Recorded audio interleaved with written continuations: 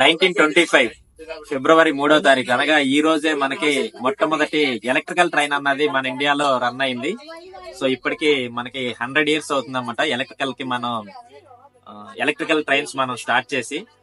So దీని history ఒకసారి చూసినట్లయితే ప్రపంచంలో మొట్టమొదటిసారి 1879 లో సిమెన్స్ గారి ఆధ్వర్యంలో బెర్లిన్ లో మొట్టమొదటి ఎలక్ట్రికల్ ట్రైన్ అన్నది రన్ చేశారు.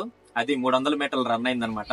ఆ తర్వాత 1925 ఫిబ్రవరి 3న మన ఇండియాలో మొట్టమొదటి ఎలక్ట్రికల్ ట్రైన్ అన్నది విక్టోరియా టెర్మినస్ నుంచి కుర్లా వరకు రన్ చేశారు. 9.5 మైల్స్ అనమాట. ఈ విక్టోరియా టెర్మినస్ నే మనం ఇప్పుడు ఛత్రపతి శివాజీ మహారాజ్ టెర్మినస్ అంటున్నాం అనమాట. సో ఆ తర్వాత చిన్నగా మనం ఎలక్ట్రికల్ ఎనర్జీని యూజ్ చేసుకుని ఎలక్ట్రికల్ ట్రాక్షన్ ద్వారా ట్రైన్స్ రన్ చేస్తూ ఉన్నాం. విక్టోరియా టెర్మినస్ నుంచి కుర్లా వరకు రన్ అయింది కదా, అది 1500 వోల్ట్స్ డీసీతో రన్ చేసిందండి. సో 1957 లో మనం ఫ్రెంచ్ నుంచి మనం ఈ 50 హెచ్ 25 kV లైన్ ఏదైతే ఉందో దాన్ని మనం అడాప్ట్ చేసుకుని చిన్నగా ఎలక్ట్రికల్ ట్రాక్షన్ వైపు ముందుకు వెళ్తా ఉన్నాం అనమాట. అలాగే 1993 లో చూసినట్లయితే ఒక అగ్రిమెంట్ చేసుకున్నాం మనం. ఏబీబీ ట్రాన్స్పోర్టేషన్ కంపెనీ అయినటువంటి స్విట్జర్లాండ్ వాళ్ళతో మనం ఒక అగ్రిమెంట్ చేసుకున్నాం, టెక్నాలజీ ట్రాన్స్ఫర్ కూడా చేసేలాగా. దాని ప్రకారం మనకి ఫ్రైట్ లోకోమోటివ్లు, ప్యాసింజర్ లోకోమోటివ్లు సప్లై చేయాలి. ఏవి అంటే WAP5, WAG9. సో ఈ రెండు లోకోమోటివ్లు మనం స్విట్జర్లాండ్ నుంచి టెక్నాలజీ ట్రాన్స్ఫర్మేషన్ ద్వారా కొనుక్కున్న తర్వాత 2000 లో మనం ఈ WAG9 ఏదైతే ఉందో దాని టెక్నాలజీతో మనం సొంతంగా ఒక లోకోమోటివ్ ని బిల్డ్ చేసాం. అదే WAP7 అనమాట. ఇప్పుడు మీరు చూసినట్లయితే ఎలక్ట్రికల్ ట్రాక్షన్ మొత్తం అన్ని లోకాలు కూడా ఈ WAP7 మీదే నడుస్తున్నాయి అనమాట.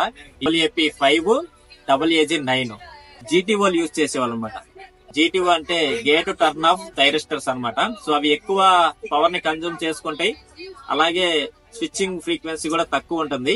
సో ఆ తర్వాత ఎప్పుడైతే మనకి IGBTలు ఇన్వెంట్ చేశారో, ఈ IGBTలు ఇన్వెంట్ చేసింది కూడా మన ఇండియన్నేనండి.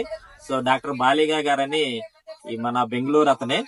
సో ఇక్కడ IIT మెడ్రాస్ లో ఆయన ఇంజనీరింగ్ చేశారు. సో ఆయన కనిపెట్టిన IGBT టెక్నాలజీనే మనం ఇప్పుడు అన్ని CFL ల్యాంప్స్ లో యూజ్ చేస్తున్నాం, అలాగే అన్ని ఎలక్ట్రికల్ డ్రైవ్స్ లో యూజ్ చేస్తున్నాం అనమాట. సో అందుకే ప్రపంచం మొత్తం అతన్ని the man of the largest carbon negative foot print of the world అని చెప్పి. IGBTలు అంటే ఇన్సైడ్ గేట్ బైపోలర్ ట్రాన్సిస్టర్స్ అనమాట. సో ఇవి అతి తక్కువ పవర్ యూజ్ చేసుకుని ఎక్కువ స్విచ్చింగ్ ఫ్రీక్వెన్సీని కలిగి ఉంటాయి అన్నమాట. సో ఇప్పుడు వచ్చే కొత్త లోకోమోటివ్స్ అన్నిటిలో కూడా, ఎలక్ట్రికల్ డ్రైవ్స్ అన్నిటిలో కూడా మనం ఈ IGBT టెక్నాలజీని యూజ్ చేస్తున్నాం.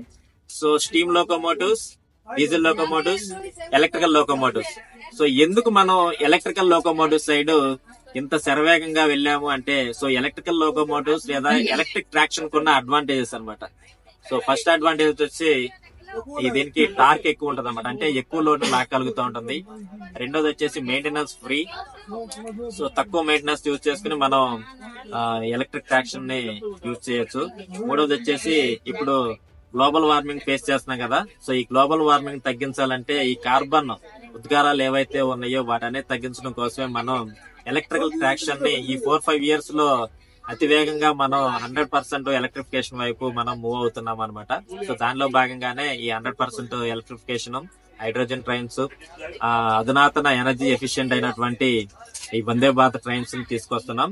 అలాగే మరి ముఖ్యంగా చెప్పాలంటే ఈ ఎలక్ట్రికల్ ట్రాక్షన్ వల్ల అడ్వాంటేజ్ ఏంటంటే, యాక్చువల్ గా మనం ఓ ట్రైన్ ని మూవ్ చేయాలన్నా, దాని ట్రైన్ స్టాప్ చేయాలన్నా యాక్సిలరేషన్, డీసెలరేషన్ అంటాం కదా.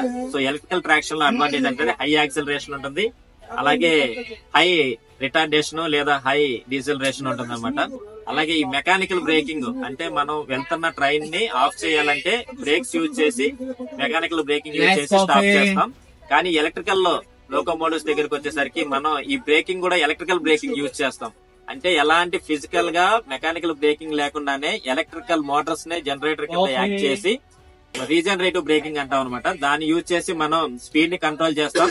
అలాగే ఈ రీజనరేటివ్ బ్రేకింగ్ లో ఏదైతే జనరేటర్ కింద మోటార్స్ యాక్ట్ చేసి ఎలక్ట్రిసిటీని జనరేట్ చేసాయో వాటిని అగైన్ మనం లైన్ లోకి పంపించి మనం మళ్ళీ బ్యాక్ లైన్ లోకి పంపిస్తున్నాం. ఈ విధంగా చూస్తే మనకి 15 to 18% ఎనర్జీ అన్నది సేవ్ అవుతుంది. అందుకే ప్రపంచ దేశాలన్నీ కూడా ఎలక్ట్రికల్ ట్రాక్షన్ ని అడాప్ట్ చేసుకున్నాయి.